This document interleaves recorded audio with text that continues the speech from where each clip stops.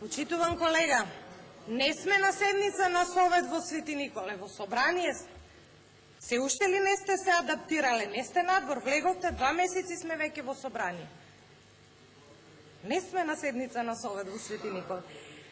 Околу кризата, историски гледан, од како е ВМРО-ДПМН на власт, на секои 2 години вие правите вештачка криза во Република Македонија. И сега ја направивте најголемата вештачка криза во Република Македонија и тоа народот нема да ви го прости. Нема да ви го прости.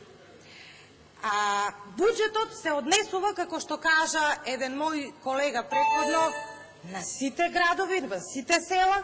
Јас си ги набројав проектите кои што оваа влада ги направила во мојата општина. А можевме да збориме и за Охрид. Еве вие како заменик градоначалник во Охрид сте направиле 120.000 денари само за репрезентација.